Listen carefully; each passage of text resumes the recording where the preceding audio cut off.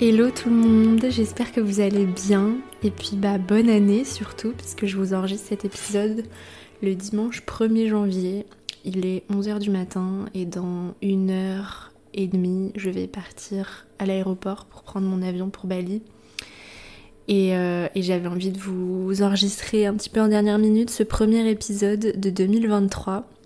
Donc déjà je voulais commencer l'épisode par vous remercier pour votre présence en 2022. Il n'y a pas un jour et il n'y a pas un épisode de podcast qui n'a pas suscité des messages tous les jours ou presque. J'ai reçu des messages cette année de personnes qui me remerciaient pour ce que j'avais partagé, qui me racontaient aussi leurs expériences, voilà, qui me remerciaient pour tous mes contenus, que ce soit ici ou sur Instagram ou sur YouTube. Et j'ai vraiment l'impression d'avoir commencé à vraiment créer une communauté cette année, en 2022, et j'ai vraiment envie de continuer en ce sens en 2023 avec de nouveaux projets et j'ai envie de revenir plus fréquemment sur le podcast et un petit peu abandonner YouTube. Donc on va se parler très régulièrement et j'ai aussi le projet de vous partager plein de choses avec divers formats pour continuer à partager mes valeurs que sont la santé, la naturopathie, l'alimentation végétale, l'écologie. Et j'ai vraiment envie de tourner d'ailleurs un petit peu plus vers ces sujets-là, le podcast à partir de 2023, parce que j'ai vraiment envie de me positionner sur ma niche, c'est-à-dire la naturopathie, mais aussi l'alimentation végétale et les troubles du comportement alimentaire. J'ai vraiment envie de me positionner en tant que figure sur la jonction de ces trois domaines-là qui pour moi ne vont pas les uns sans les autres. Mon prochain épisode solo va vraiment encore plus parler de ça. Aujourd'hui, j'ai envie de vous parler un petit peu de mon bilan de mon séjour en France par rapport à la nourriture, mes réflexions sur le véganisme de ces derniers temps pour un petit peu introduire le prochain épisode de podcast qui va aller un petit peu plus loin sur tout ça. Et aussi lancer un petit peu un challenge commun sur le Veganuary. Donc je vais vous parler un petit peu de tout ça dans la suite de l'épisode. Je voulais aussi un petit peu commencer l'épisode par vous dire que cet épisode est sponsorisé par moi-même, que j'ai vraiment envie de pousser mes offres en ce début d'année où beaucoup de personnes ont probablement envie de prendre des bonnes résolutions concernant leur santé, il y a peut-être beaucoup de gens qui ont envie de voir du changement au niveau de leur forme, au niveau de leur fatigue, mais aussi au niveau de leur avancement dans leur action individuelle pour l'écologie et pour leurs valeurs.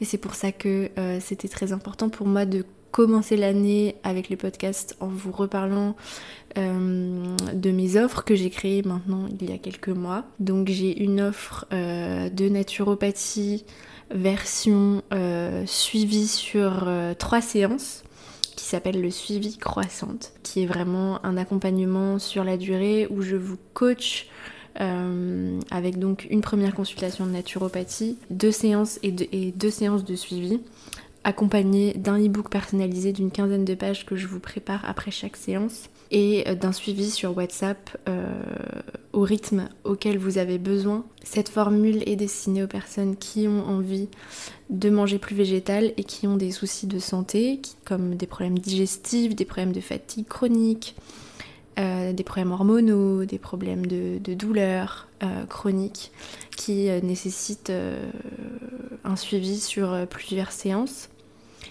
Et j'ai une deuxième offre qui s'appelle VG Forever, qui est un petit peu la même chose au niveau du format, mais en raccourci, c'est-à-dire qu'il y a une première séance et une séance de suivi / bilan sur à peu près 1 mois et demi, et qui est destinée pour le coup aux personnes qui sont déjà familières de l'alimentation végétale, qui sont soit végétariennes, soit véganes, et qui se sont un petit peu lancées dans le végétarisme, dans une alimentation végétarienne ou végétalienne à l'aveugle, et qui se demandent si c'est durable pour eux, parce que je sais que sur Instagram ou dans la presse, il y a beaucoup de détracteurs des régimes végétariens et végétaliens, et à raison d'ailleurs, parce que le végétarisme ça ne s'improvise pas.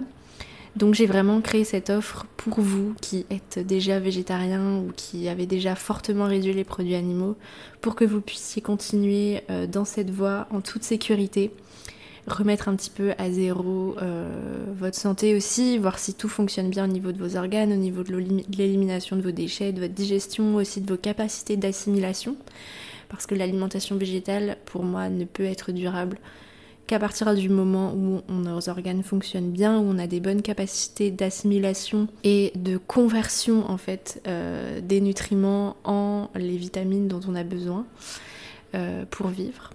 Donc c'est un peu pour ça que pour moi naturopathie et alimentation végétale font la paire en fait.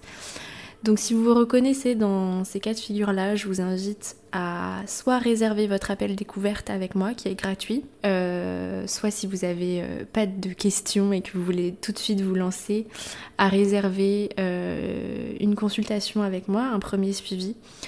Mon site, je vous le dis, c'est Louise Brenner, donc Louise attachée Brenner BRE2NER, -du-6 croissante, comme le podcast.com. louisebrenner-croissante.com. Vous pouvez réserver sur cette plateforme-là soit votre appel découverte, soit votre suivi. Et vous pouvez également, c'est ça l'avantage, payer en plusieurs fois si vous n'avez pas les moyens de vous offrir ça en une seule fois. Donc voilà. J'ai vraiment hâte de continuer à vous accompagner et merci aux 23 personnes que j'ai déjà accompagnées en 2022 pendant mon lancement. C'est vraiment mon objectif 2023, c'est de continuer à promouvoir l'alimentation végétale, la santé, la reconnexion à la terre, au mode de vie écologique, aligné avec ses valeurs. Voilà un petit peu pour mon petit speech introductif. On va pouvoir passer à l'épisode plus concrètement. Il y a 3-4 mois, j'ai écouté un podcast de Yoga Girl, Rachel Braden, je ne sais pas si vous connaissez. Je pense que c'est un des podcasts les plus écoutés au monde dans le milieu du bien-être, donc c'est en anglais. Et son podcast, elle l'a appelé cet épisode de podcast là que j'ai écouté, elle l'a appelé I am no longer vegan. Je ne suis plus végane. Donc sachant que c'était vraiment une figure de proue, voilà, une femme qui est prof de yoga, qui a une vie super inspirante et qui prônait le véganisme beaucoup sur ses réseaux sociaux. Et donc elle a annoncé dans cet épisode de podcast là qu'elle n'était plus végane. Donc bien évidemment ça m'a énormément intéressée parce que toutes les personnes qui abandonnent le véganisme, c'est un petit peu aussi ma cible pour mes offres. C'est les personnes que j'ai envie de comprendre et que j'ai envie d'aider. Et donc c'était super intéressant d'écouter cet épisode et en même temps super challengeant. Donc pour vous résumer un petit peu, en gros, elle a été malade pendant plusieurs années parce que sa maison était infestée de champignons et du coup elle a été gravement intoxiquée et elle n'arrivait pas à retrouver son énergie en fait malgré tout ça et elle a été voir de nombreux médecins et beaucoup lui disaient d'essayer de reprendre des protéines animales, ce qu'elle refusait systématiquement. Et un jour, voilà, je vous invite à aller écouter l'épisode parce que ce serait trop long si je vous racontais tout là. Mais en gros, il y a plusieurs signes qui lui ont montré la voie, notamment, voilà, elle s'est installée près d'une ferme écologique avec un poulailler et sa fille lui a un jour tendu un œuf de poule et bref, c'était super inspirant comment elle le racontait, mais en gros elle a compris que l'univers l'amenait vraiment à reprendre une alimentation avec des protéines animales, mais sans remanger de la viande, sans retourner manger du jambon sous plastique, vraiment une alimentation qui soit vraiment écologique, avec des œufs qu'elle aurait elle-même ramassés de ses poules qu'elle aurait elle-même choyées, du lait d'une brebis qu'elle aurait élevé elle-même, etc. Donc c'était super inspirant et en fait ce qui était intéressant c'est que elle racontait le moment où elle a remangé un œuf après peut-être 20 ans de véganisme. Elle racontait en fait qu'elle se elle a dit It felt like home. Je me suis sentie à la maison de remanger un œuf. Et parce que, en fait, elle vient d'une famille de fermiers en Suède, et son mari aussi venait d'une famille de pêcheurs. Et quand il a remangé du poisson, il s'est senti vraiment à la maison. Et c'est vrai qu'il y a des façons, en tout cas pour l'écologie, de consommer des protéines animales, mais ça ne correspond pas à la réalité. Je veux dire, personne ne peut, en tout cas très peu de personnes peuvent se vanter de pouvoir élever quelques poules pour ramasser leurs œufs, élever une brebis, élever une vache, pêcher à la ligne au bord de son lac. Enfin voilà, ça ne correspond pas à la réalité, mais c'est clair que quand on est dans ces cas de figure-là, moi personnellement je vois aucun problème à manger des produits animaux. Après, chacun voit midi à sa porte. Il y a des personnes qui sont véganes vraiment parce qu'ils ne veulent pas du tout exploiter les animaux et ne veulent pas du tout les tuer. Moi, je partage plus ou moins ces valeurs, mais moi, c'est surtout la santé et l'écologie et l'industrialisation en fait des produits animaux que je trouve vraiment scandaleuse et qui est vraiment, que moi j'ai vraiment envie de bannir dans ma vie. Mais voilà, ce podcast était super intéressant parce qu'il disait aussi qu'en fait le végétarisme ça n'existe pas vraiment, puisqu'on finit quand même, en tout cas dans le commerce, dans l'industrie en fait des produits animaux. Quand on consomme juste des œufs, les poules en fait elles finissent par devenir des poulets. Quand on consomme du lait, c'est la même industrie que l'industrie de la viande de bœuf. Donc en fait, être végétarien, ça n'existe pas, puisque les produits animaux qu'on consomme, finalement les animaux vont être exploités et vont être tués au bout du compte. Et même le véganisme, finalement, ça n'existe pas à 100%, puisqu'il faudra toujours du fertiliseur qui vient des animaux pour la terre, ou même en permaculture, on utilise des insectes. Donc le véganisme pur et dur, c'est quelque chose qui n'existe pas vraiment. Et que ça ne sert à rien du coup de se soumettre à un label, à s'identifier et à faire en fait de je suis végane, je suis végétarienne une identité. Et ça m'a fait beaucoup réfléchir, et du coup ça m'a un petit peu donné envie de m'écouter pour mon retour en France, puisque vous savez que je suis végétarienne depuis 2 ans. Je n'ai pas remangé j'ai pas remangé de poisson ni de viande depuis janvier 2020. Donc là ça fait 2 ans. Et quand j'étais on va dire 95% végane toute cette année-là, toute l'année 2021, voilà, janvier 2021, toute l'année 2021 j'étais végétarienne 90-95% végane. Et quand je suis arrivée à Bali en janvier de l'année dernière, je suis passée vraiment à 99,9% végane. Voilà, maintenant avec le recul je peux le dire, j'ai mangé 4 ou 5 pizzas avec de la mozzarella en tout et pour tout sur 12 mois. Et voilà, quand je suis revenue en France, j'avais quelques envies. Alors déjà, j'ai décidé de manger des moules au restaurant avec mes grands-parents. Parce que pour moi, les moules... Alors les mollusques, en fait... Alors je sais pas si c'est tous les mollusques, mais en tout cas les huîtres, les moules, n'ont pas de cerveau et n'ont pas de système nerveux. Donc ils ne ressentent pas la douleur. Ils n'ont pas de conscience et voilà, ils ressentent pas la douleur. Donc pour moi, au niveau du bien-être animal, voilà, pour moi, il n'y a pas de question à se poser. En plus de ça, la production n'est pas polluante. Au contraire, en fait, les huîtres et les moules participent à absorber les trucs issus de la pollution dans la mer. Donc c'est plutôt une bonne chose. Par contre, pour la santé, effectivement, quand on sait que les moules absorbent les molécules de pollution dans la mer, on n'a pas forcément envie de les manger. Bien que voilà, ça soit plein d'iode, plein de zinc, des choses qu'on a quand même, on peut parfois avoir du mal à assimiler dans l'alimentation végétale, donc c'est intéressant aussi d'en manger. Donc j'ai décidé de manger des moules. quand je suis arrivée, je sais pas si c'est parce que j'étais trop matrixée à force de regarder le contenu de Mao Brut, je sais pas si vous connaissez. C'est un naturopathe qui prône les produits laitiers crus comme le beurre non pasteurisé, et il fait beaucoup de stories sur ça. Et quand je suis arrivée en France chez ma mère, j'ai eu une envie de beurre, vraiment en mode limite fringale quoi. J'avais envie de me faire des tartines de beurre où genre il y a autant de beurre que de pain. Et donc j'ai décidé de m'écouter et j'ai consommé du beurre. Voilà, c'est le beurre de ma mère, c'est pas moi qui l'ai acheté non plus. J'aurais jamais été au supermarché pour en acheter.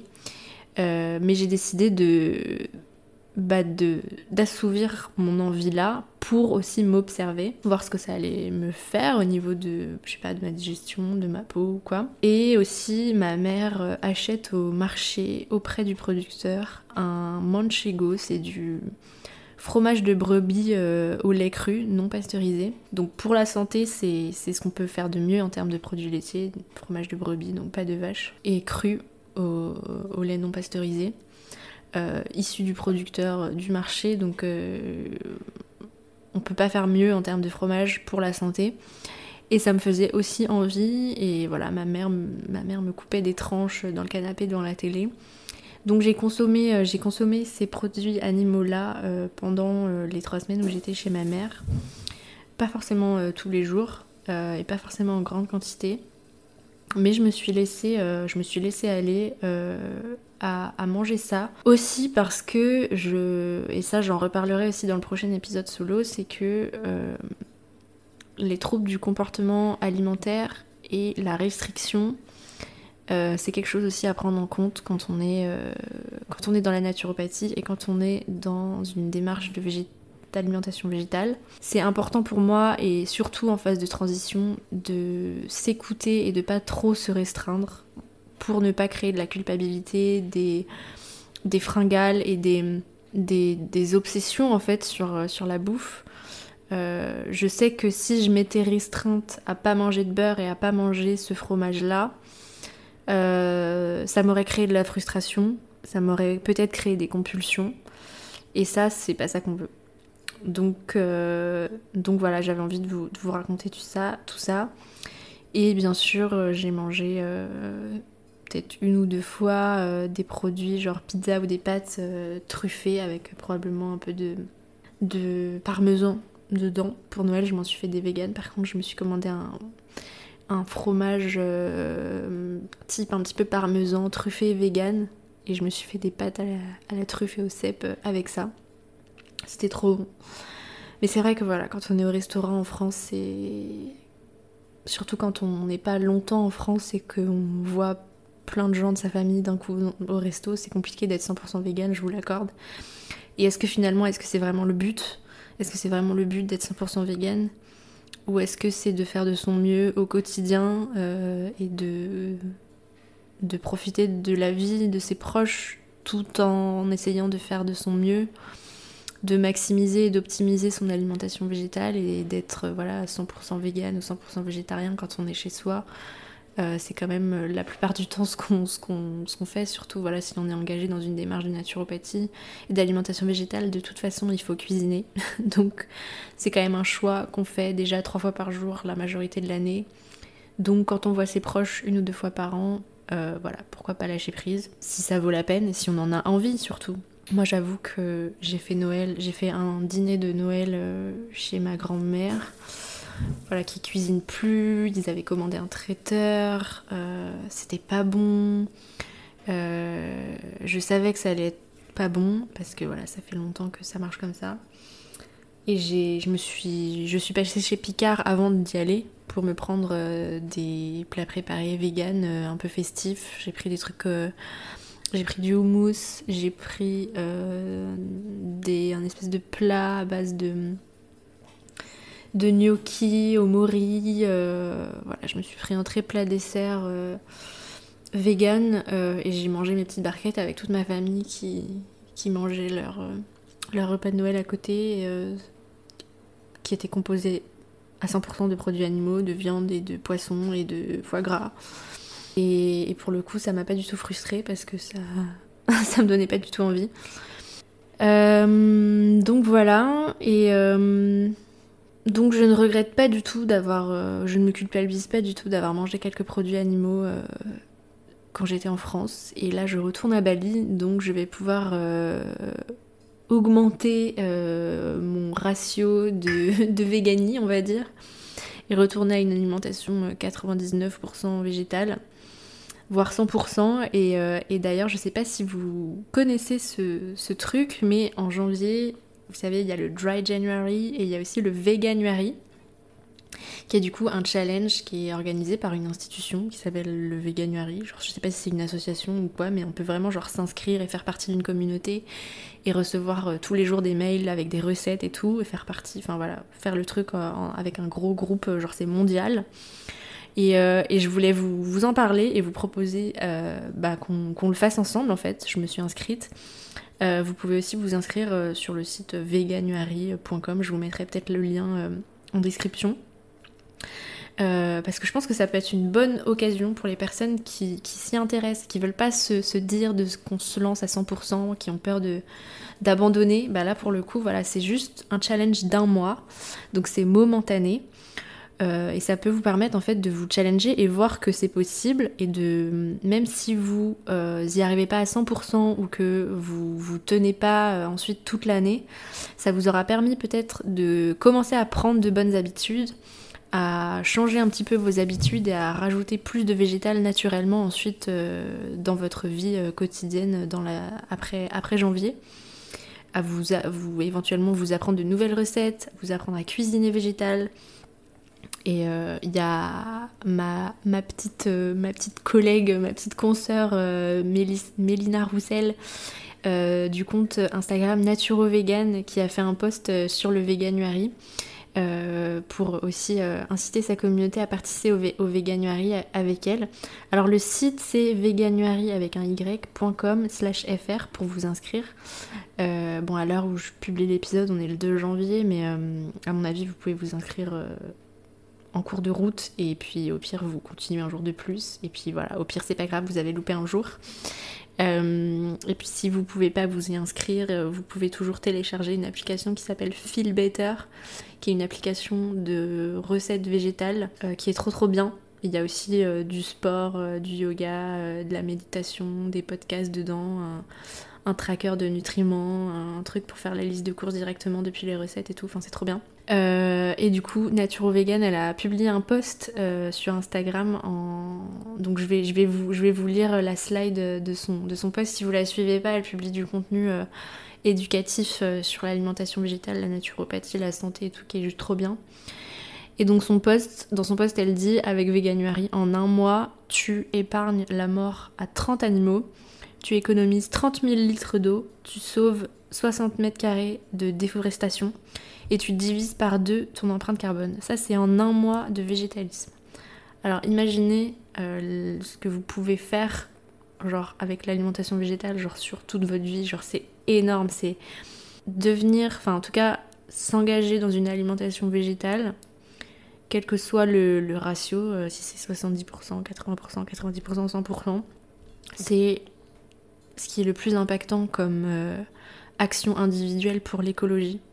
Et j'avais envie de vous lire ce post du coup pour que vous preniez conscience aussi de quelques chiffres, voilà. C'est quand même ouf qu'en 1 mois, à se priver de quelques produits animaux, on sauve 60 mètres carrés de forêt. Enfin, c'est trop bien. Donc voilà, j'avais un petit peu envie de vous parler de tout ça. Dites-moi en message, envoyez-moi un message pour me dire si vous participez au Veganuary, si ça vous a donné envie de le faire.